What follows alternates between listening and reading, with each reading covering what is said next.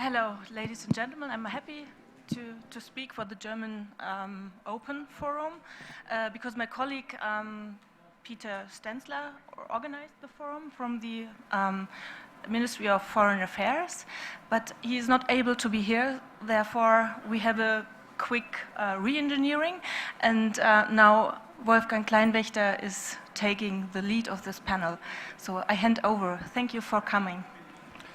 Thank you, Constanze, and Constanze representing here the German government, because this open forum is an opportunity for the German internet community to present its multi-stakeholder model. So Germany was certainly not an early bird in the internet world. In the 90s, when we discussed the new economy, Germany was proud of to be strong in what some people call the old new economy, broadcasting, publisher, telecom, but in the new economy, search engine, social networks, and all this, Germany was not a front runner.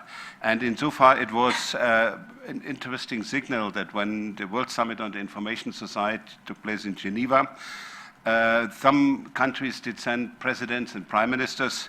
Germany was represented by a vice minister of the Ministry of Economics. But this has changed meanwhile. So that means already a couple of years ago, the German Bundestag had established a so-called Enquete Commission where they discussed all aspects of internet-related issues. This commission produced 3,000 pages of good insight, and the outcome from this was that after the last parliamentary election, there was established a special committee of the Bundestag, a parliamentary committee for the digital agenda. And we will have election next year, and we had a discussion again that the digital agenda, which was finally adopted by the government, is now one of the priorities also of the forthcoming elections, and we will see a lot of discussion. One thing which also is a very interesting message from Germany is that we studied carefully the experience of other countries, and we realized that the Brazilian case with the multi-stakeholder CGIBR is a good source of inspiration. And while we have a national IGF since the year 2008, so we had never a real body to push for this. But in March, we created a new multi-stakeholder steering committee to organize in the future the national IGFs in Germany, and around the table are representatives from this steering committee, which will give their special stakeholder perspective. So we have also a secretariat, and I'm very glad that Lorena is here. She is the secretary of this new steering group, and so she will explain to you now a little bit, how this steering committee is composed, and then we go around the table so that you get perspectives from the various stakeholder groups in the steering committee. Lorena. Thank you very much, Wolfgang, for this introduction. Yes, we decided to enlarge the organizing team that was behind the creation of the German IGF, to make it more legitimate, more accountable, and to make it also more inclusive, and reach out to different organizations and institutions that haven't been involved yet in internet governance issues, but have actually should be concerned on that, have a say on that, and needed to get into the conversation for many different reasons. So what we did is we started questioning the classical stakeholder groups that we know. So conventionally, we have the civil society and the academia, technical community, private sector, and the government as the initial stakeholder groups. And we identified additional two other groups that are parliamentarians and youth. With that, what we did was try to find 4 representatives from all those 7 stakeholder groups, and from diverse, for instance, from the private sector, we will concentrate on bringing people, representatives from different types of private sector entities, so that we don't have only ISPs, but also have media and also have registries, etc. So that was on one side. So this is one of the things that we did. And this created a huge committee of 26 people. And in order to be flexible and able to proceed faster, we decided to create a sort of chair board that would try to convene among their group on a certain positions so that we can work faster. And since we have 7 stakeholder groups, we decided that having 7 chairs would be not as efficient as we would think it would go. So we decided to create 4 chairs. This meaning that we teamed up different stakeholder groups together. So we put parliamentarians and government together as one group, selecting 1 chair. Another group was the private sector and the technical community, both also selecting another chair. And civil society and academia selecting a 3rd chair. The youth represents the 4th co-chair, and the secretariat is a sort of ex officio chair, just looking that the process among all the chairs is doing fine and that it's transparent and inclusive, etc. On equal footing, of course. So with that, what we have right now is Michael Rottert sitting here representing private sector and academia as our co-chair, Isabel Skierka representing the youth as a co-chair, Matthias Spielkamp representing civil society and academia as a co-chair, and for the government representing both parliamentarians and the government, we have Constanze Burger representing our co-chair because he was not able to come, but we have a different one. It's a parliamentarian from working at the German parliament. We are still working on a memorandum of understanding. We have an initial draft and still working on that, deciding not only, of course, that not also aligning with the basic criteria from the IGF's UN Secretariat of what it means to be a national IGF initiative, but also we're introducing in there structural procedures to know how to make the steering committee that we have created accountable, representative, what checks and balances we put in there. We're also considering to rotate, so the steering committee is not a permanent one. But it's still in the making, it's still under discussion. We started this year by getting new institutions that have never been involved. So we have, for instance, Amnesty International, never been involved in internet governance in Germany. They are in. We also have Verdi, that is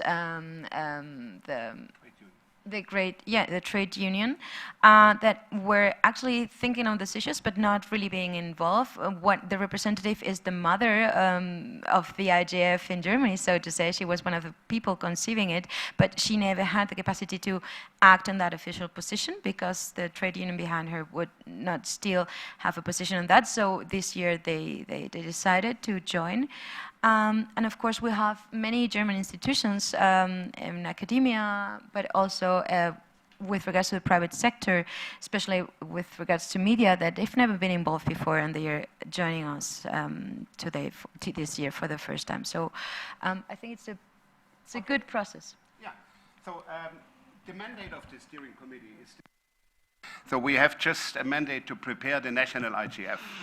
But if you look into the composition, then this committee probably have potential to become also a good platform to discuss issues which go beyond the preparation of the national IGF. And as you know, there is a movement in Germany that a lot of constituencies would see as a good move forward, that Germany will host one of the global IGFs. It's not yet decided, but we have a lot of good arguments on the table, and we can hope that probably in the year 2019 or 20, Germany will host an IGF. So it's too early to make any clear commitment, but I just want to signal that we have put the steering committee into a process and not just, for the day-to-day thing to prepare the next IGF.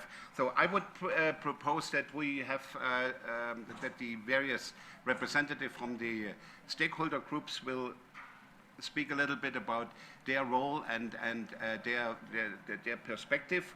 So, and I would start with Professor Michael Rothert. He is the chair of ECHO. ECHO hosts also D6, which is the world's largest internet exchange point. And Michael is a well-known veteran in all this internet governance discussion since 15 years. And the father of the German internet, by the way. Okay. Good morning, everybody, and thank you for the nice introduction. Calling me a veteran, does that mean grandfather? Okay. Anyway, first let me thank the organizers for having this open forum at the very beginning of the IGF here in Mexico. Although I have to admit it's hard to get here by switching planes and stuff like that. But anyway, as Wolfgang said, I'm representative of the business sector in the IGF, in the German IGF steering committee, and also president of ECHO. We have around 1,000 members. Wolfgang mentioned the D6 as the world's largest exchange point, and we have actively supported the IGF and more or less founded it together with the other stakeholders in 2007, where the first IGF, German IGF, started in 2008. During the years, the IGF, German IGF, has become a relevant platform, open for all participants and all those who are interested in the various topics. But rather talking about the past, it's much better to look what will be in the future. So regarding the future, of course we have, with all our experiences from the past, we have gathered a lot of knowledge and experience to work with other stakeholders, learned some lessons, for instance, from the IANA transition process, which was a very big success and which was one of the first fundamental multi-stakeholder events where we could agree on a single paper within a very short time. There is, of course, always, as usual, room for improvement, but all in, it's a very good example for multi-stakeholder process, what has been set up in Germany and what works currently in Germany. What our wish is, we would appreciate a much stronger participation of all stakeholder groups. We are very happy about and welcome the enhanced political participation and the support in this process. The multi-stakeholder, open, self-regulatory and bottom-up approach needs to be maintained and enhanced, and we can see signals as a private sector even, we can see signals from the political area that this is very well acknowledged, because enhanced cooperation is taking place on nearly all levels, although it could always be better, but I certainly don't want to complain. From my point of view, we need to look forward in things like that the internet, as everyone says, becoming more and more ubiquitous, and the digitalization, what we have, which is in progress. Therefore, the multi-stakeholder process, we think, becomes more and more relevant. I don't want to be ruled by technicians or by private sector, but I also don't want the internet to be ruled by politicians only, because that would just fail as from any single stakeholder model working on business issues. We have to address new emergent issues, and we're currently discussing this, which are coming up, like the hate speech debate we have in Germany. There was a meeting with other stakeholders on how to work with a complaint process in this area. We have the cybersecurity, the cyber war, and things like the fake news, which we have to address more and more. And of course, we should discuss emergent issues on different levels. On the national level, of course, that's why it is German IGF, but also on regional, European, and international level, in order to fit and to address all the needs and demands and peculiarities what we have.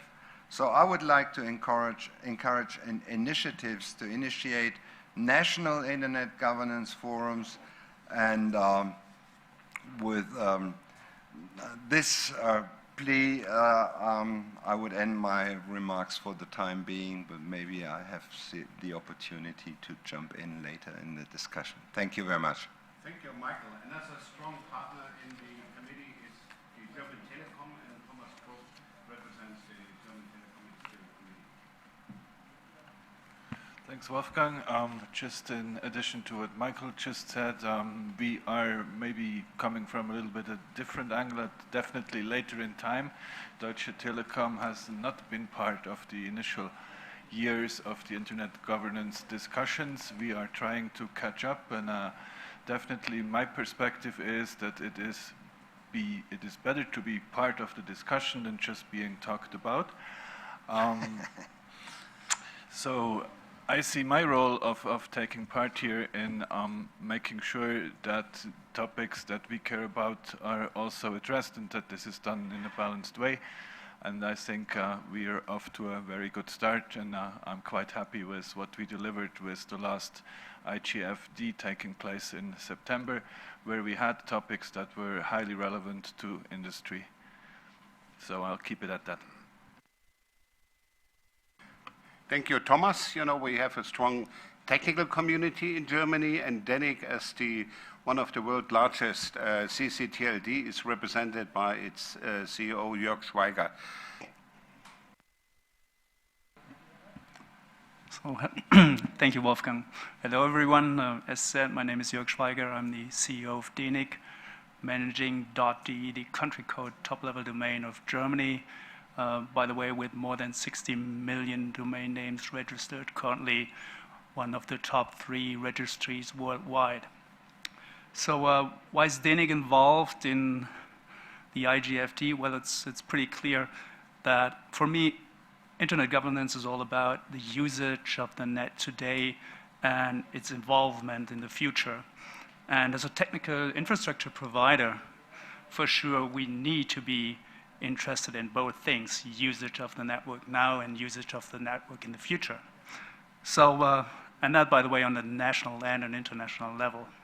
So more precisely, what we are doing is we contribute to the IGFD, we engage with different stakeholders to, well, enrich our information for our decisions. We do want to be transparent as a registry, and for sure, we strive for an open, free, and secure internet. And, well, does that work? I think, yes, it does. Of course, just take as an example the already cited IANA transition. So over here, the IGFD drafted a statement that was actually sketched out by civil society involvement, by the technical community, academia, federal ministries, and civil society as well. And from what I saw, this German position wasn't really very far off of what has finally been adopted on an international level. So yes, it does work. Thanks very much. Thank you, Jörg. And you know, in the global sphere. Sometimes the technical and the academic community are treated as one stakeholder group, but we intentionally said there are differences between the technical and the academic community. So we have an academic community as an own stakeholder group, and Professor Janet Hoffman from the Humboldt Institute, Internet and Society, is one of the leaders, and Janet was also involved in another project in Germany, drafting a European Charter on Digital Rights, which was presented yesterday in the Libe Committee of the European Parliament. And Janet will also inform a little bit about this initiative, which is very similar to initiatives we have discussed here from Italy, the Bill of Rights, or in the Dynamic Coalition on Internet Rights and Principles. Janet, please. Thank you, Wolfgang. I will report about several things. We'll start with what Wolfgang just mentioned, the initiative for a digital charter which aims to expand the European Charter of Human Rights in order to take into consideration changes that we see right now, particularly in the area of artificial intelligence and machine learning, but also with regard to digital work, for example. So the question that we, which is 27 people from all sort of areas, including the arts, but also journalists, academics, a politician, Wolfgang Schulz, the president of the European Parliament, was among the initiators of this project. We asked ourselves, do we need to expand our European Charter of Human Rights, and if so, how? We started with this discussion a year ago and drafted a text that we released a few weeks ago and got, we were successful in the sense of that we started a very fierce debate. We were not so successful in terms of convincing people that we do the right thing. There is an intense discussion in Germany about what we did, and you can imagine what people say. There are those who think that human rights, as they are right now, are the strongest thing we will ever get, and any attempt of changing them will mean that we lose out, because the political constellation right now is less favorable to human rights than it used to be decades earlier.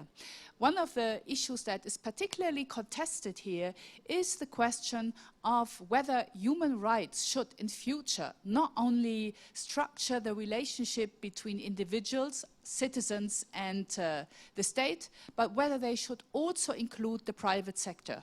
I belong to those who think human rights were created to protect the individual against the consequences of the asymmetry of power between the individual and the state. But now we have also another sort of strong power, and that is in the private sector. So it makes sense to ask ourselves whether the private sector should not also be bound by human rights and not only via the state. This discussion, I think from an academic point of view, it's good to look at the pros and cons of doing so. But each time this question is asked anywhere, creates such an emotional, passionate response that it's actually quite difficult to talk about that in a sort of sober manner and weighing the pros and cons. So this is one thing I'm involved in, but I would also like to report about other things. One is that the German government has decided to fund a new research institute with public funding that is supposed to cover the topic of internet and society. We have already such an institute in Germany. I'm one of the 4 directors of that institute, and it is privately funded. So the fact that Google decided to give money for research in that area, because there was none until 2013, created quite an emotional stir, and there was public pressure on the government to sort of do the same, but with public funding. And now we have in Germany a competition between various regions applying for that budget, which is not little. It's 50 million euro for 10 years. So I'm coordinating one of the applicants groups. And the third issue I would like to report about is my own research in the area of internet governance. A couple of years ago, I started with a research group to study national internet politics.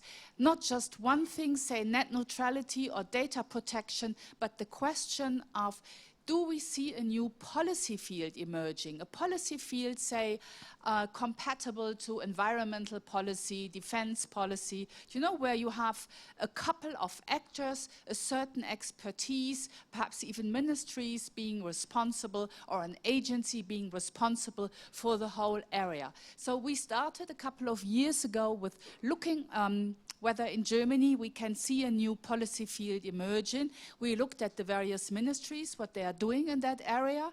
We also look at the private sector and at NGOs, what they are doing.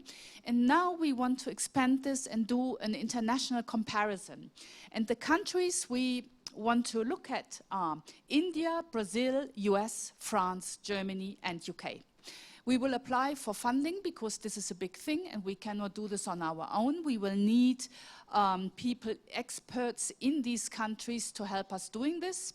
So we will provide the framework, but want to do real international comparison, looking at the various paths, institutional paths that we see, want to look at the agendas, what are the debates, because they differ considerably between the countries, and thereby also creating a new research area that other people can tie in as far as they are interested.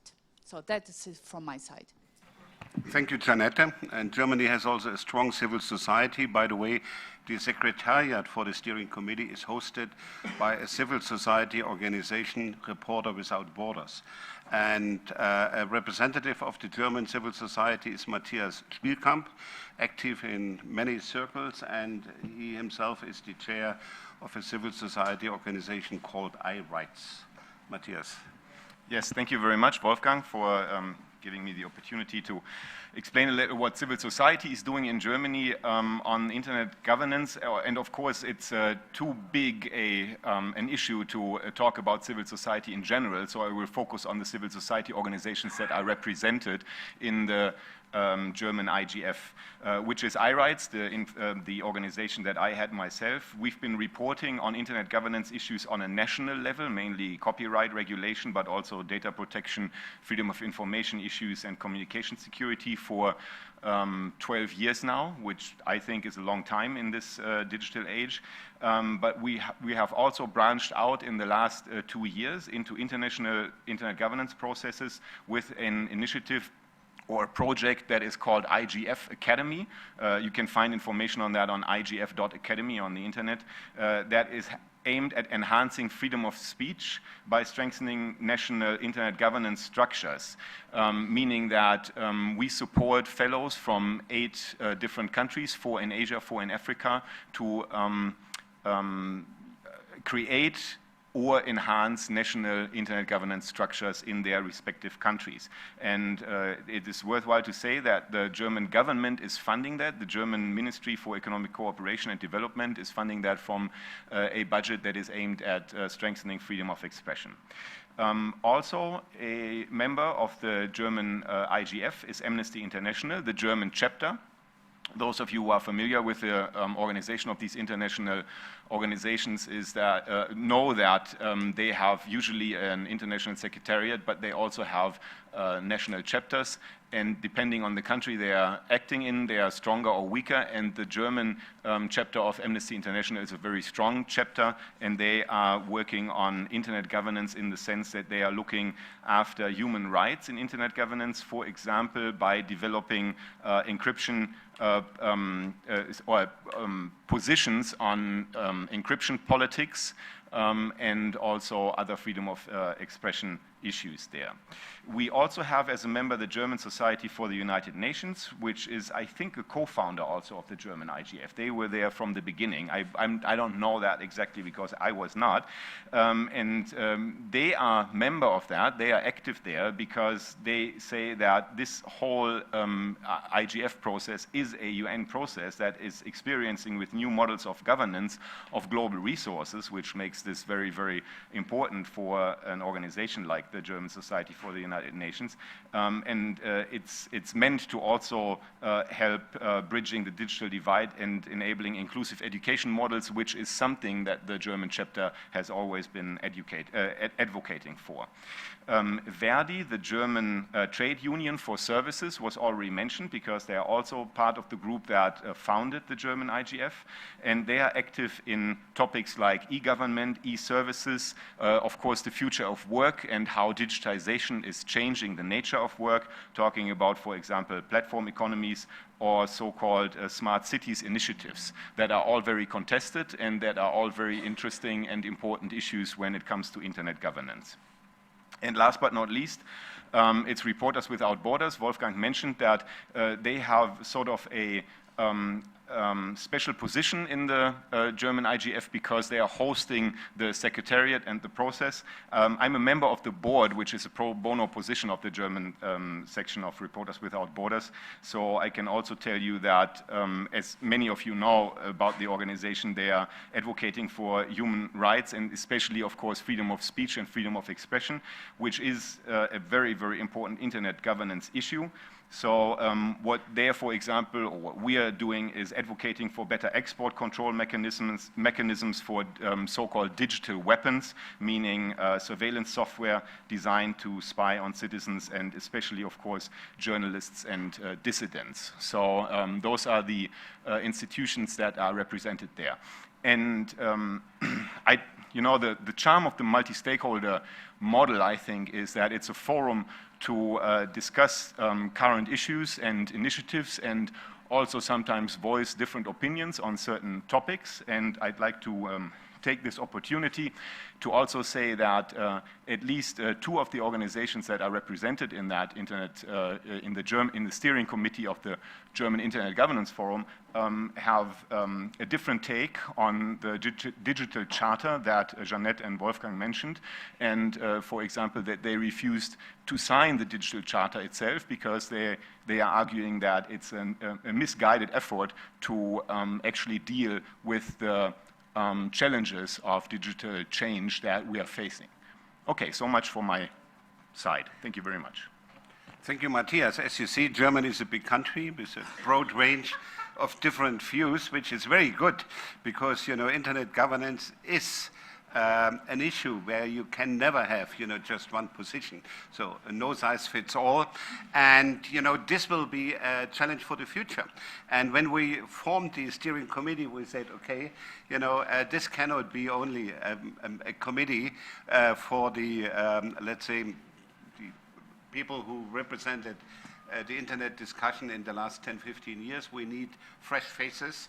And so I think it was an interesting decision, and I do not see it in many countries that they have the same approach, that we said we will give young people and own stakeholder groups, they organize their own use IGF, so independent from the other one, and we have two members of the steering committee here, and you will make the statement, and Isabel is also here to give additional comments if needed. Yeah, thank you very much, Wolfgang. My name is David Christoph. Together with Isabel Skirka, I'm coordinating the German Youth IGF. I have a personal focus on open data. Her focus is on cybersecurity. And let me tell you a bit more about the German Youth IGF. Our project, or the German Youth IGF, has a kind of a long tradition of, I think, 6 or 7 years. Am I right? 5, okay.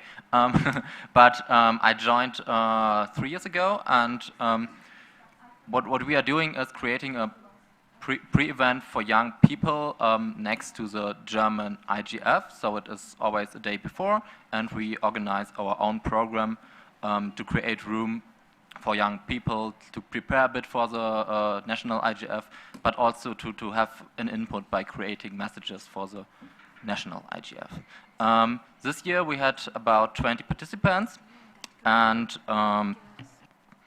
maybe important to mention is that we don't focus on youth topics because we think all topics are important for young people, and it's more that we are looking from a young perspective on topics in the field of internet governance. So doing messages, bringing young people to the IGF, we have a direct input to the national German IGF. As coordinators, we are basically kind of doing everything. We have full responsibility, also full possibilities to get involved, to make decisions, starting from looking for a venue, looking for speakers, deciding on participants, doing a program, and so on. And also, of course, we have like an own budget for all those tasks. And we experience so far always a very good support by the other stakeholders in the German IGF. The two of us, as earlier mentioned, are also in the steering committee of the German IGF, which means that we are in general also heavily involved into the organizing of the German IGF, and in this way we can also like have always a direct input in the, to get, for example, young people on the panels, or saying, hey, this topic from a youth perspective is important, let's bring it to the agenda. What else do I have? Yeah, also to mention, we have a kind of a European project with other youth IGFs, and we have a regular exchange with people, with youngsters from Turkey, Austria, and the Netherlands. I think they are all here, or not here in the room, but on the IGF. Okay, one is there. Hi. Yeah, we are doing this since 1.5 years. Doing trainings in between, going to IGFs, have been at the European IGF, so-called Eurodic, and also visiting each others on the youth IGFs to learn from each other. We're going to produce a booklet with like a best practice booklet for youth IGFs, or in general for youth participation in the field of internet governance. It will be done probably in March next year. Okay, just to summarize, we as a youth stakeholder work under the focus of generational justice on shaping the future from a youth perspective. Yeah. And we have a lot of freedom in the things we do. And as I mentioned, we were always very happy that we got a lot of support from all those other stakeholders. And we had like never a problem to find a speaker or to get additional budget if needed. Okay, so far, thank you for your attention. Thank you, David. This was a good overview. You know, the youth group is looking into the future, and one aspect of the future is also education. Wait a minute, I need to, I just got an email. I need to clarify something that we said at the very beginning. With regards to the German IGF has no concluding position with holding a UN IGF or bringing the UN IGF to Germany. And 2019 would not be possible because we're holding the European presidency. Germany is having the presidency within the European Union. So I just need to say that because we were asked to say that. So there is no concluding position. But of course, within the multi-stakeholder group of people organizing the German IGF, there are many stakeholders interested in getting the UN IGF, but not all of them. It's still not conclusive. Yeah, as I said already, you know, this is a beautiful country, you know, with different opposition and interests, and the soon disappear under the table. beauty of the system is that we are moving forward. And, you know, I just wanted to say that education is also a key element. And since 10 years, one of the success stories of Germany is that we invented the idea of the schools of internet governance, the summer school. And we had the 10th anniversary this year. And Sandra Hoferichter, who is also the Secretary General of Eurodic, and will give a very brief presentation. And then I give back to Constanze, because Constanze will then inform us a little bit about, you know, what the German government is doing. Thank you, and thank you for inviting me. Is it possible to show a couple of slides? They're just showing some statistics, or is this not on because I got this stick?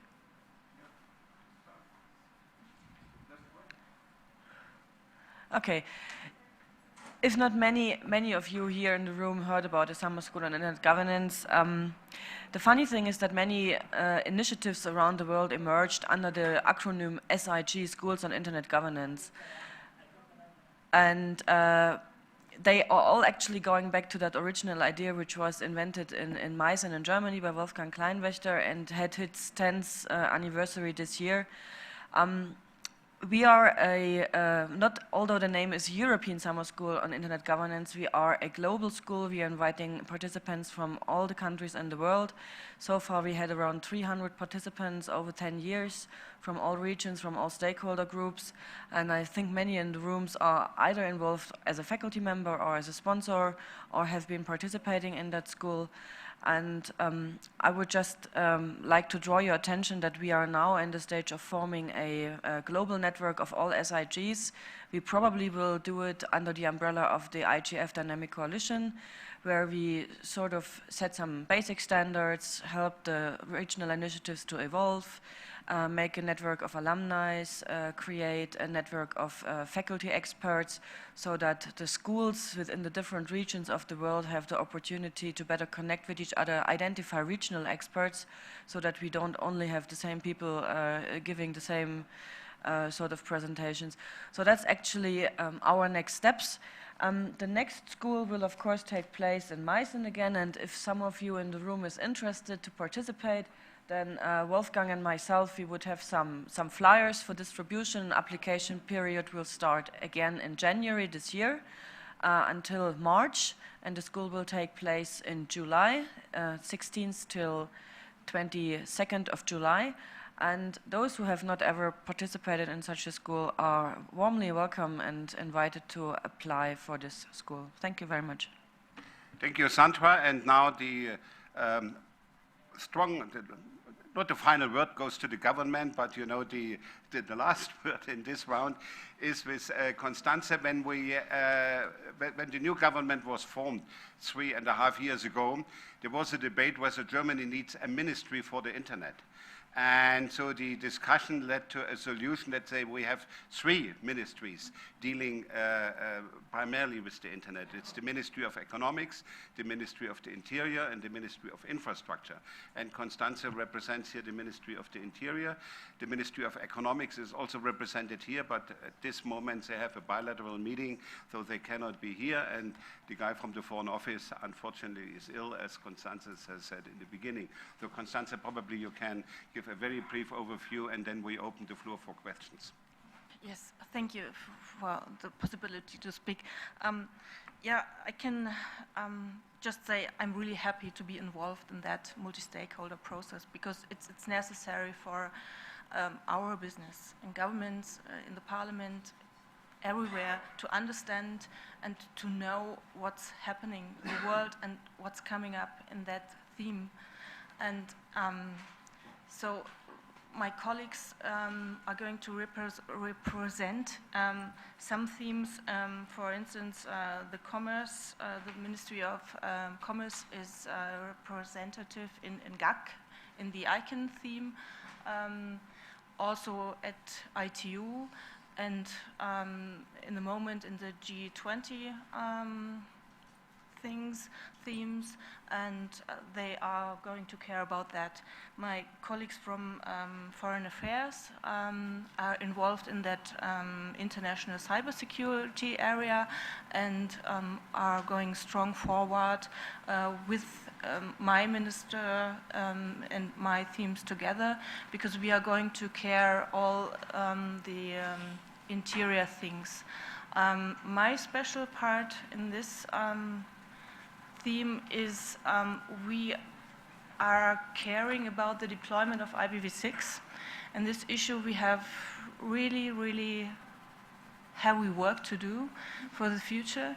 I heard this morning a very interesting session of IoT and all the dangerous and chaos things coming up, and we have to care about and to be prepared, because we have to save our people, we have to think about security, safety issues, human rights, and so on. And so we want to learn and to be prepared. I want to talk just about my favorite role. because we are, I think, a really good multi-stakeholder in the technical community. We learned that the internet is an important resource also for governments, and we must take care of it and improve it and develop it for further communication. But there's no specific government framework for technical internet development. And so we have to bring in us in the normal internet community. And we talked in the IGFD about the theme encoding values. This is a really important task for us because I am responsible for our values to come up in the internet. And the way to handle this is to take part in the multi-stakeholder processes. So we have an important role. We are a new and equal part of the internet community, and we bring up a new user perspective. Social values is one of a main theme. And our constraints in the internet development process differ from ISPs and companies. That we realized, and we started to take part in these processes. And now we are going to change in the second policy in the RIPE community, in the RIPE area. And I hope we are going to be successful. And this is a really good experience we did, that governments and part of governmental things can influence the themes and can influence the community and can bring in their own needs and values.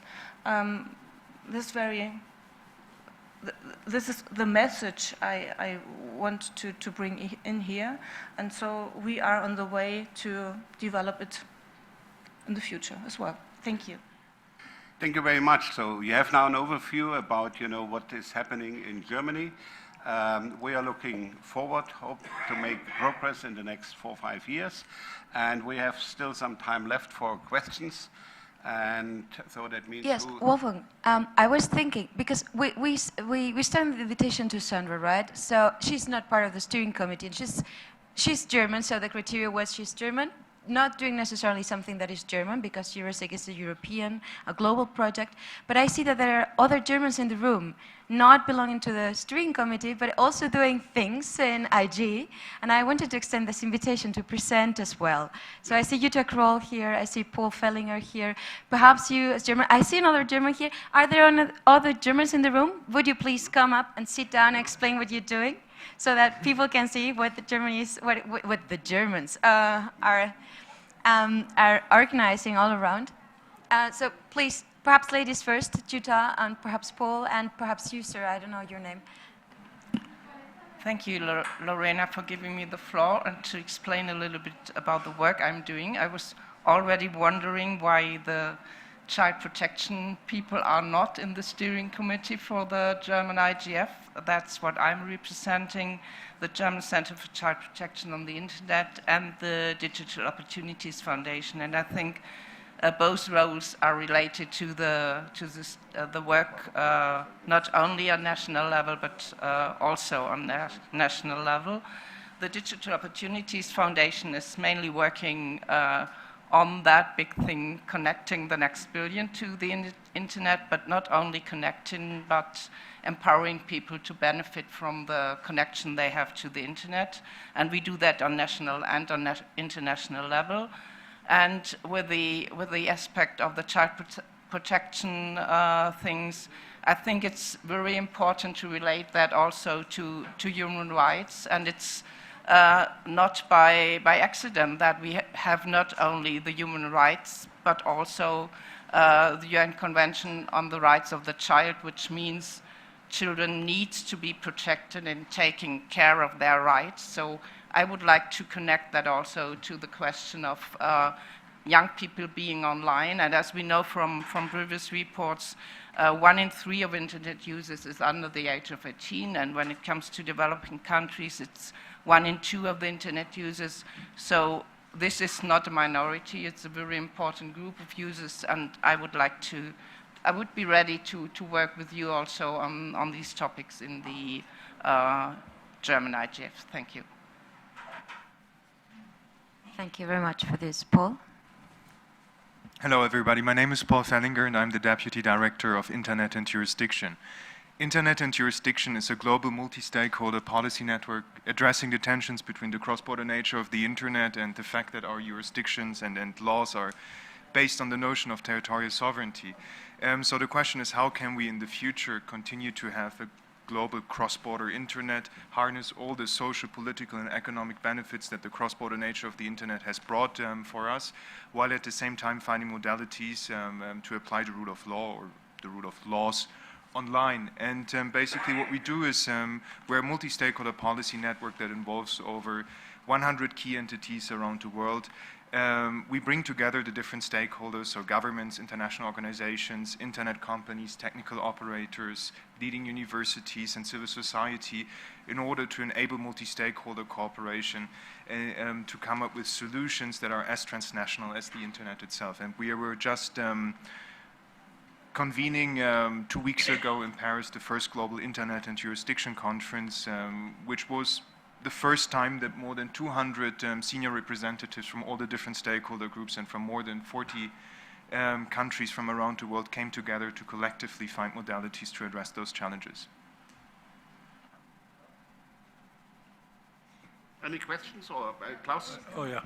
Okay, Klaus Stoll. Yes, I'm German, and I'm the chair of NPOC, which is a not-for-profit operational organization and capacity and awareness building about all things internet governance, but especially DNS. So, for example, we did last year a series in the US, in Washington. We just came from Hyderabad. We are going to be at Reykjavik and going to Copenhagen and things like that. So I'm not so much involved in the German internet scene out of the simple reason I spent most of my life in Latin America and Ecuador and the US, but now I'm basically coming back, and if somebody wants me to get engaged or things I could be useful in one way or another, just let me know. Thank you very much, and we have someone else, right?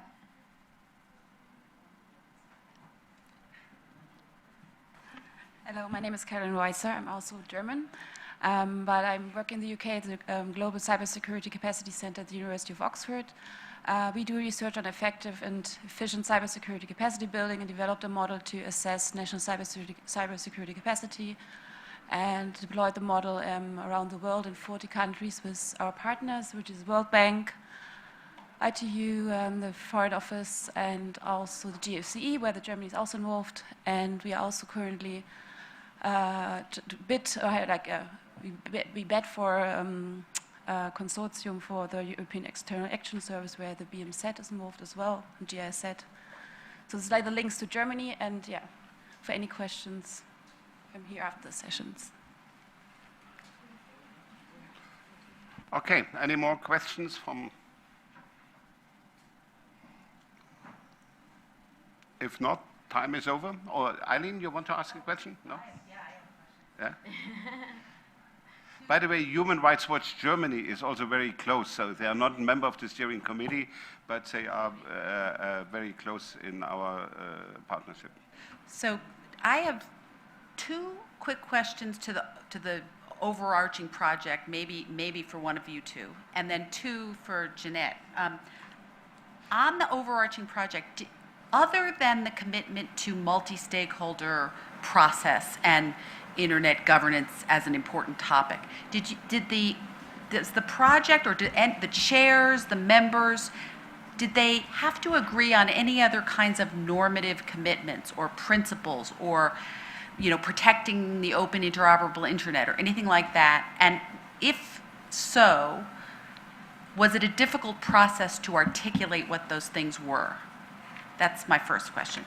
And then to Jeanette, my question, small question is, your new emerging policy field, are you calling it internet policy? And if so, how did you choose that term as opposed to digital policy, digital governance, whatever. And then on the subject of the big question of whether the existing human rights framework is adequate, other than the two things you mentioned, some people are really committed to the idea that what we've got is the best we're going to get, don't you dare move off the existing framework, and others are saying it's inadequate, we need a new articulation. So I have heard that there's this middle third way to sort of fudge that question, which is, it's like the concept of new wine, old wineskins, or something like that. It's use the existing framework, but simply say you're articulating new ways to implement, protect, promote.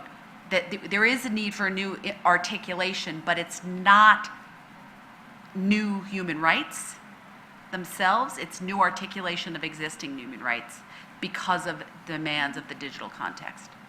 So that's all. Okay, we can discuss. The first question, I think it's pretty quickly said. In the MOU, which is still in beta code, so to say, so we're still working on that, but in rough consensus, commonly agreed MOU that we have says on the first paragraph that our purpose is to support the general objectives of the Global United Nations Internet Governance Forum, inter alia, to promote the open development, multi-stakeholder-based evolution and use of the internet for the benefit of all people throughout the world. So that's, I think, pretty much a value behind that, way more than just simply an internet governance multi-stakeholder process. Janet. Thank you for the questions. Regarding the first question, how did we choose the term? Obviously, it's a translation from German into English. In Germany, we used to say Netzpolitik, meaning net politics. It turned into internet politics, and it's likely to change in future, because internet politics obviously still refers to an infrastructure and to the idea of a space. But with the increasing digitalization, that term might become so outdated that it will change. But right now, it's not a really sort of fully fleshed policy field anyway. It's rather regarded as something where lots of ministries have one stake and are responsible from one area. So it's rather a cross-cutting area than a field with one ministry being responsible, and that is true for most countries. So we are a bit in between, and that makes this project quite interesting, because we are looking at the forces that pull into different directions, in the direction of a field versus a cross-cutting area. So the question about middle ground, the way I see it, many people think of human rights as something that is almost like a canonical Bible that is not supposed to change. But when you look at different countries, then you can see that rights were added over time. For example, in Germany, we got in the 1980s this famous right to informational self-determination. It's the only country that has this. It's not part of our sort of formal fundamental law, but it's considered as such. So there is always a, let's say, a sort of blurred line between what is formally coded as a fundamental right and what is by courts, governments, legal experts considered as such. And while I see the danger of looking at fundamental rights in a more flexible way, because it could also mean that you lose out, I still think that we cannot be so anxious by ruling out the idea that we add new rights in areas where there might be necessary. To give you more international examples, the so-called right to be forgotten that the European Court of Justice came up with. Many people are unhappy with the way it's formulated right now, but many people at the same time see that there is merit to think about it, reformulate it, and also reformulate the kind of actors that should be responsible for implementing it. Thank you, Janet, and this brings us to an end. By the way, what I like in the workstream 2 discussion in ICANN on human rights issue is that they come up with a framework of interpretation. So a framework of interpretation is more or less what you have proposed as a middle ground. So that means we do not touch the existing rights, but we enhance our understanding. And insofar, you know, an FOI, a framework of interpretation for existing human rights, could be a way forward. And, you know, we discussed this also with the new initiative in the European Parliament now in this context. So there is no need to reinvent the wheel, but, you know, probably we have a better wheel or a more colorful wheel, or a wheel which drives us faster and safer into the future. And with this, you know, I bring this meeting to a close. Thank you for coming, and I hope we will meet in Germany in the next 5 years for a similar IGF. Thank you very much.